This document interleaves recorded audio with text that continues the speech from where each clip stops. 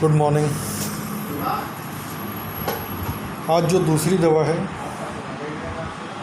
सिक्यूटा विरोसा का छोटा भाई क्यूप्रमेट।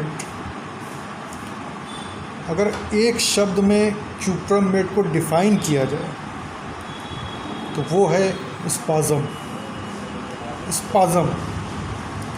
कन्वल्जन, कोरिया, सीजर, कुछ भी associated with spasm.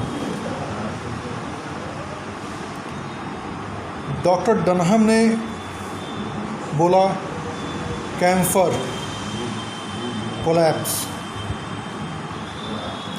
वेरेट्रमल्बम, इवाक्यूएशन and vomiting, और क्यूप्रमेट क्रैम्प्स। क्यूप्रमेट कन्वर्जन की मेडिसिन है। मोस्ट प्रोमिनेंट सिम्टम्स उसके कन्वर्जन के हैं, लेकिन इसमें जो सबसे पिक्यूलियर चीज़ है वो ये है कि जो ऑरा होता है वो हाथ की उंगलियों या फिर पैर की उंगलियों से शुरू होता है।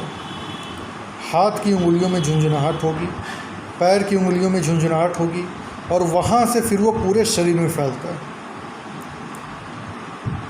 सबसे इम्पॉर्टेंट सिम्टम जो बच्चों की खांसी में होता है, बड़ों में भी होता है, लेकिन बच्चों में हम लोग कॉमनली देखने को मिलता है ठंडी के मौसम में। जब खांसी आती है तो बच्चा स्टिफ हो जाता है, उसकी सांस रुक जाती है, वो ब्रीथलेस हो जाता है, चेहरा नीला पड़ जाता है, अनकॉन्शियस होने लगता है।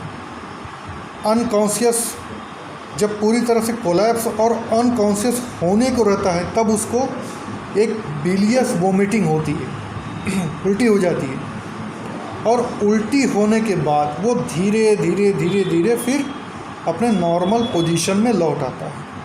पूरी प्रोसेस समझ लीजिए।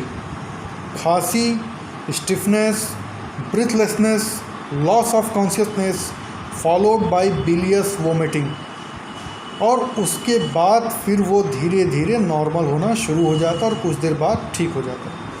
और फिर जब दोबारा अटैक आता है तब फिर यही होता है, यही प्रोसेस रिपीट होता है। ये थी क्यूप्रमेट। Thank you.